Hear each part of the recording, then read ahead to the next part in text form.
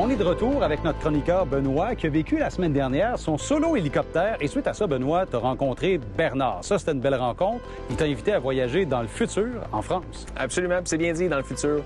J'ai atterri à Marseille, direction Montélimar. Je suis allé voir une compagnie qui s'appelle DTA. C'est la même compagnie qui fait les pendulaires qu'il pilote. Ouais. Fait que visualise un gros drone avec des personnes à bord. Arrête ça. On va le regarder tout de suite.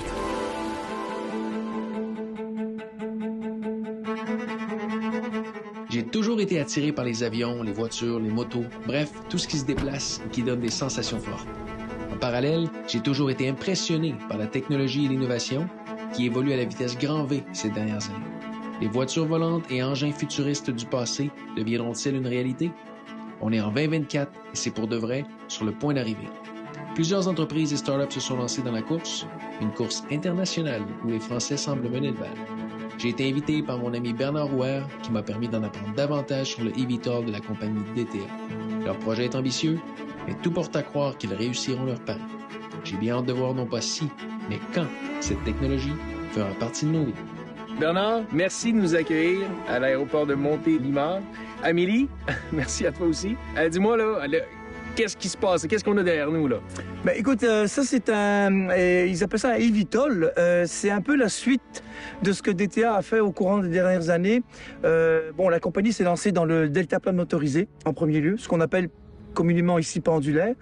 Après, ils ont fait le gyrocoptère. Et là, ils se sont lancés, justement, dans ce domaine-là. Ça a l'air d'un secret bien gardé pour le moment, hein? Oui, alors on commence de plus en plus à le montrer. On était d'ailleurs au Salon de Las Vegas en début d'année 2024 pour le présenter au monde entier. Donc eVTOL, ça veut dire Electrical Vertical Takeoff and Landing. C'est full électrique.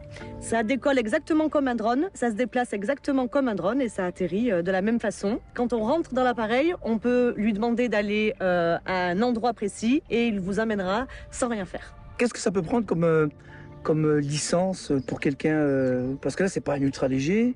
Ben, ça va être catégorisé certainement ultra léger, mais je veux dire, la licence... Alors, on pense que ça va être catégorisé ultra léger, mais on attend encore la législation française qui doit aboutir sur des décisions. En tout cas, au niveau européen, ça avance très bien. Donc, l'Italie permet déjà de le faire voler dans certaines circonstances. L'Allemagne, c'est en train d'avancer aussi. D'ailleurs, pendant les JO de France, il va y avoir des eVTOL qui vont transporter quelques personnes. Donc, on est très confiant sur la législation française, européenne et mondiale. Mais là, Amélie, est-ce que c'est comme une auto volante? Alors, ça peut être considéré effectivement comme une voiture volante. Et nous, on a envie vraiment de la déployer d'abord pour des urgences médicales. C'est-à-dire que derrière nous, on a l'Ardèche. Il peut y avoir un accouchement qui se passe pas très bien. Et l'objectif, ça serait de faire transporter un médecin urgentiste qui puisse aller porter secours à quelqu'un en détresse grâce à l'eVTOL, en gagnant du temps sur la distance, sur le temps, et pour permettre d'abord d'effectuer des urgences médicales.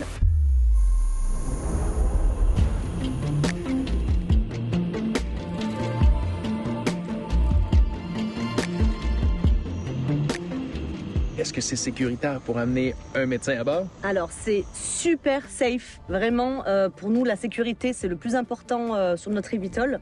Et d'ailleurs, il y a un parachute pyrotechnique qui est intégré dans l'eVTOL. Donc, selon ce qui se passe, l'eVTOL va réagir de lui-même et déployer son parachute pyrotechnique. Il y a aussi 8 moteurs. Donc en fait là il y a 4 hélices et sur chaque hélice il y a 2 moteurs et chaque moteur est monté en redondance, c'est-à-dire que si jamais par inadvertance il y a un moteur qui lâche, eh bien l'autre va prendre le relais de façon opposée, donc ce qui permettra de se poser, d'avoir le temps de se poser en toute sécurité. Le design est quand même futuriste, on le voit, mais il y a des ressemblances. Hein? Est-ce que c'est la coquille d'un gyrocoptère? Absolument, absolument. En fait, on a capitalisé aussi sur toute l'expérience et l'histoire de DTA, qui existe depuis plus de 30 ans, qui a accumulé plus de 300 000 heures de vol avec tous ces pendulaires, ces gyrocoptères, ces ULM. Et donc, on a profité de cette expertise pour pouvoir développer l'eVTOL sur le même modèle avec cette cellule qui a été testée et retestée et qui permet aussi de gagner du temps en termes de sécurité. Et DTA, ça a un historique dans les pendulaires. Oui, un domaine, Bernard, que tu connais bien. Moi, présentement, je suis encore à Saint-Hyacinthe et j'ai toujours mon combo et on est à plus de 2700 heures. Et franchement, la qualité, c'est impressionnant. Amélie, on a couvert la sécurité, on a couvert le design. Maintenant, il faut qu'on commercialise ça. On en est où, là? Eh bien, l'eVTOL est ouvert aux précommandes actuellement, donc pour une livraison à mi-2026. Donc là, on est en train d'affiner encore, c'est un prototype qu'on voit derrière nous, on est en train d'affiner encore les paramétrages et le vol et la sécurité. Et ensuite, on pourra lancer les productions en masse pour pouvoir le commercialiser dès mi-2026. Qu'est-ce qu'on aura comme autonomie Alors, très bonne question aussi. Donc l'autonomie, on vise à peu près 1h30 de vol à 100-150 km/h. Donc on a quand même un range qui est pas mal. Ah, d'accord. On va pouvoir se rendre au chalet, si le chalet est pas Voilà. loin. Et ça sera complètement électrique. Full électrique. Ah oui, D'accord. d'ailleurs, il y aura quand même des versions hybrides qui vont sortir par ailleurs. Donc bien sûr la full électrique. Et il y aura aussi 2 versions hybrides. Une avec l'hydrogène et l'autre avec le fuel de synthèse.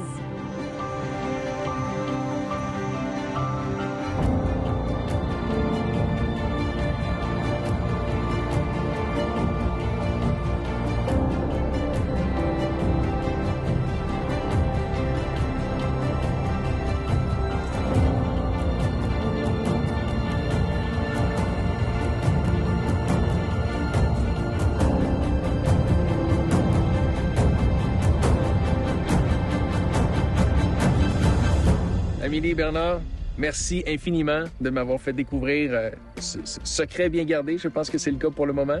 2026, ça va venir probablement plus vite qu'on le pense. On vous souhaite un grand succès. Merci.